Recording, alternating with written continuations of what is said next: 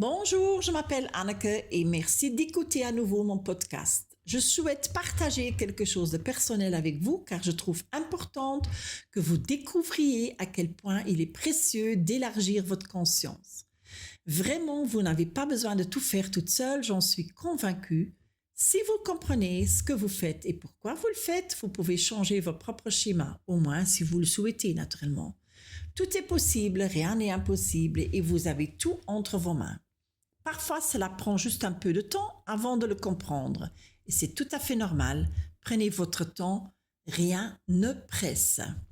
Aujourd'hui, j'aimerais approfondir le sujet avec vous et parler du traumatisme, car croyez-moi, personne ne traverse cette vie sans subir son lot de traumatisme.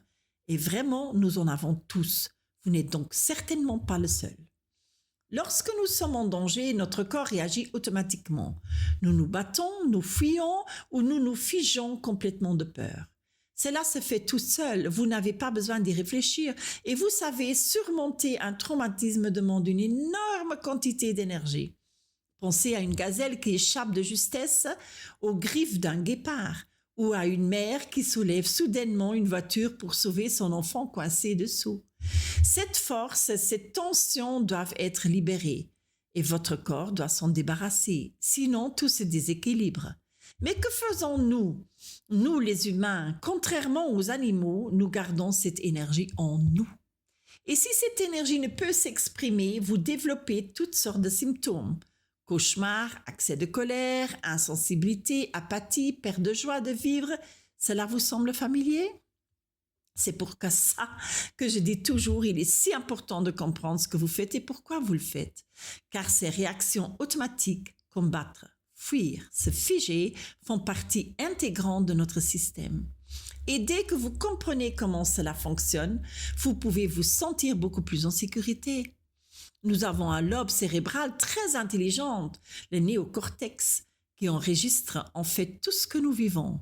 Par exemple, c'est lui qui nous fait penser « Oh, j'ai oublié d'éteindre le gaz, donc je dois vite rentrer à la maison ». Mais parfois, ce même néocortex vous empêche également d'exprimer vos sentiments. Pensez par exemple à des situations où l'enfant, vous avez été battu par votre père et vous continuez à dire « Il n'a sûrement pas fait exprès ».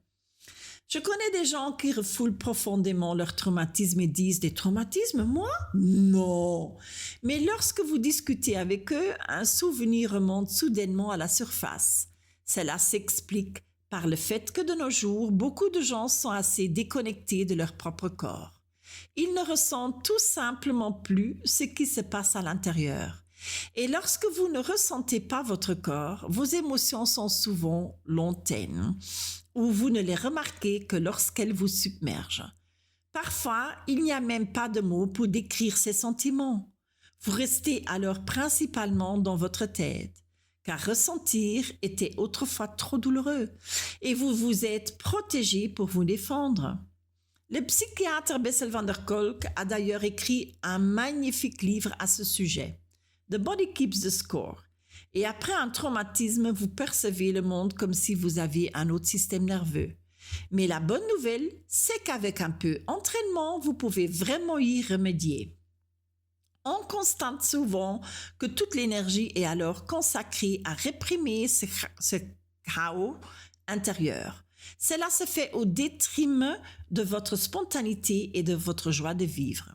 Et cela peut se traduire par de nombreux troubles physiques tels que la fibromyalgie, la fatigue chronique ou même des maladies auto-immunes, des cancers, etc. Et c'est pourquoi je trouve si important en cas de traumatisme de ne pas se concentrer uniquement sur la tête, mais de prendre en compte l'ensemble du corps. Le corps, le cerveau et l'esprit font tous partie du processus de guérison. Vous savez, ce que je constate souvent, et vous le connaissez peut-être, c'est que nous avons justement peur de ces sensations physiques qui peuvent en réalité nous aider à retrouver notre équilibre. En effet, à cause d'un traumatisme, tous ces stimuli peuvent être perçus comme une menace. Mais ce dont nous avons vraiment besoin, c'est de renouer petit à petit avec ces sensations physiques. Pas d'un seul coup, pas trop vite, car cela nous fait souvent refermer. Non, doucement, petit à petit afin que vous puissiez lâcher prise à votre rythme. J'appelle toujours cela osciller. Et vous concentrez votre attention sur ce qui est agréable dans votre corps et sur l'endroit où se trouve la tension. Observez, vous sentirez peut-être une vibration, un changement de température, un soupir profond ou un grondement dans votre ventre. Ce sont tous des signes que de l'énergie se libère. Et posez-vous donc la question suivante.